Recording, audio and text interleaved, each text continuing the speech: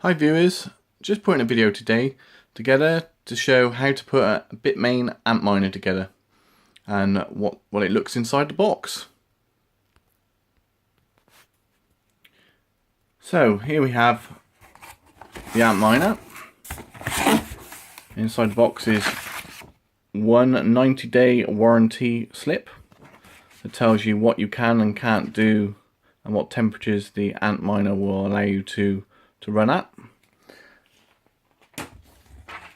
And here is the packaging of the Antminer.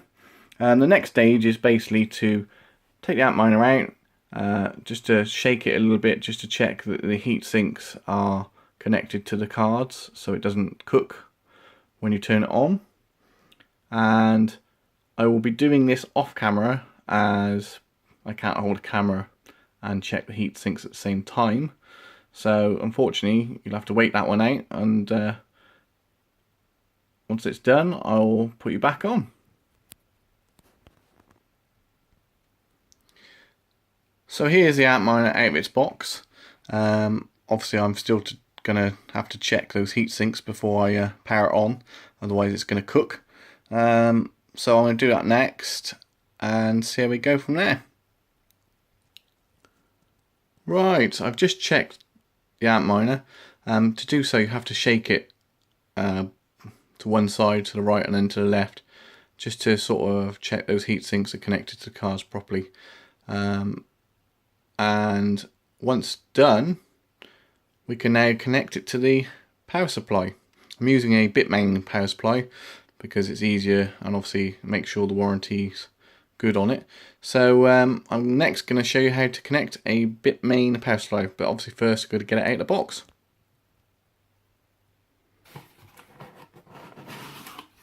So here we have the Bitmain power supply, all its cables.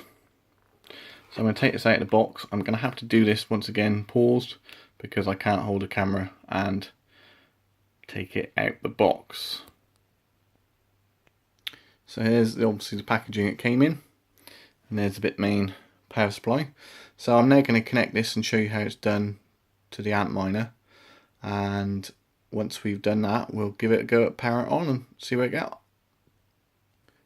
Due to my power point being this end, I connect up my box this way around. Some obviously do it the other way around, but I've got to do it this way. A lot easier for me. And what we have to do is connect it into these blocks here. So I'm just going to pick out what I need to do so. It's going to be a bit awkward obviously because I've only got one hand and I've got to try and see what I'm doing at the same time. So let's give it a go.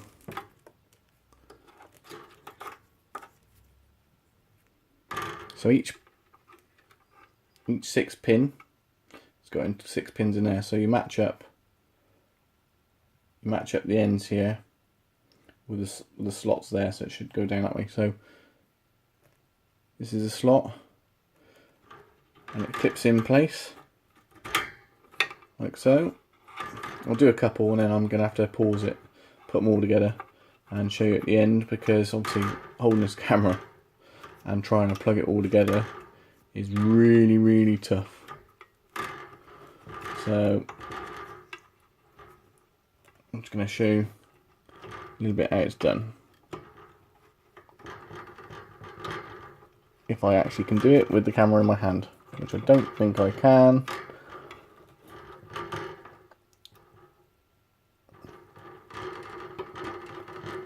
It's really tough. So what I'm going to do, I'm finding this really difficult now to actually plug it all together with the camera in my hand. So I need 2 hands for this. So I'm going to now use 2 hands and I'm going to plug it all together. So I need to plug all these cards in to each 3 pin, to each 3 ones of these. You get 3 on each end, roughly. So look, 1, 2, 3. Yeah, you get 6 actually. So one block will do 2 cards, and you need to plug one into that one there, and it's done. But I will show you that bit in the end. So I'm going to pause it, plug these in, and we'll come back to it. Sorry for the wait. Right, so they're pretty much all plugged in. all the points on there, so you have to plug in each individual load. Just make sure they're all in tight and clipped in properly, and obviously, because if it's not clipped in properly, it will not work. Next one is this point here. I tend to use the long single one cable, because obviously it's furthest reaching. So once again, fits a specific way round, so it's clip to clip. You see the edge, and there, they clip together. So we do that now with a bit clip there. Look, clip it in place. That's done. So now that is all clipped on, and I would say cable wise, power cable, it's obviously a kettle cable, power cable, but you need really specifically, if you can get a 1mm cable instead of the 0.75mm cable. If you get a 0.75mm cable, the cable will get very hot and potentially burn. So if you get a 1mm kettle cable for this, and I'll show you the cable and what it says on it, and we'll plug it all together and power it on, see what we got. Okay, I'll put it on hold again. Right, so this is a cable type not to use, because it's 3G 0.75 millimeters, which you can see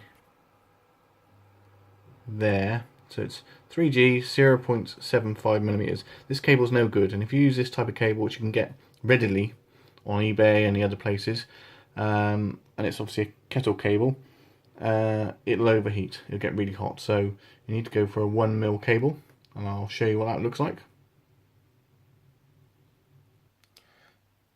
So once again, this is a kettle cable with the 3-pin plug. Okay, so it's a 3-pin kettle plug you get, but the one you really want to get, and I don't know if you can see it, is on here.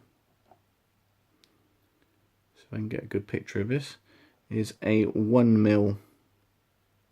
So it's 3G 1mm cable, not 0.75, and not a 0.75, but a 1mm cable, because that will be fine heat wise.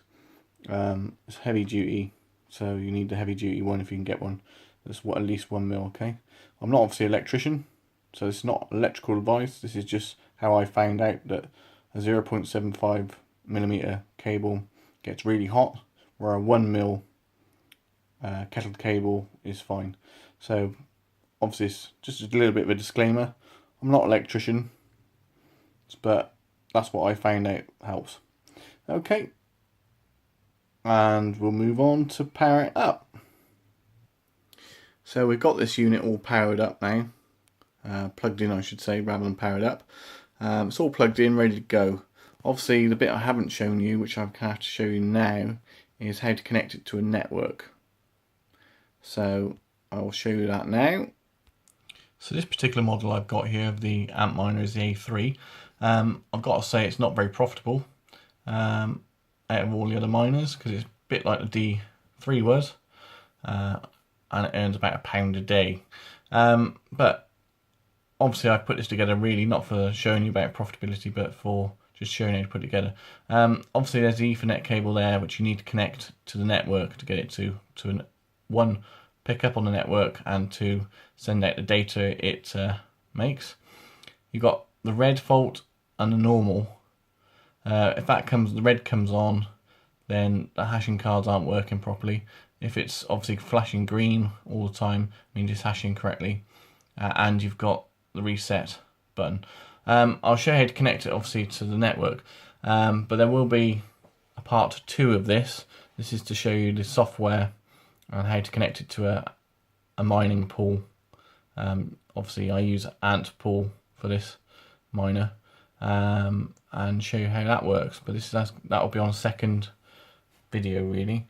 So basically you get the end of the cable, and obviously once again I can't see what I'm doing because I'm not looking properly, but there we are. Plug it in like that, and then we'll power it on and show you how it works. I'm going to face it the other way round, so the fan blows air that way and out this way. Okay, so I'm just going to get this powered on, and let's see how it goes. Right, here goes nothing. Let's see how this goes.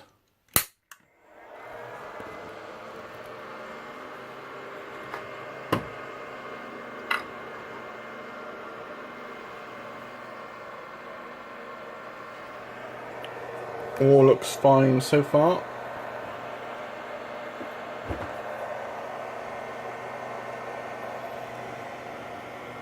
Ethernet lights on, all looks good. So that's it powered on. Obviously it's not making tremendous noise because it's not actually connected to the network properly yet. As I said, that'll be shown to you on the second video, and I'll show you how you actually connect the Antminer to your computer, which then you connect it to your network, which then connects to the amp pool. Okay, that'll be on the second video. Thanks for watching, and have a look at the other videos.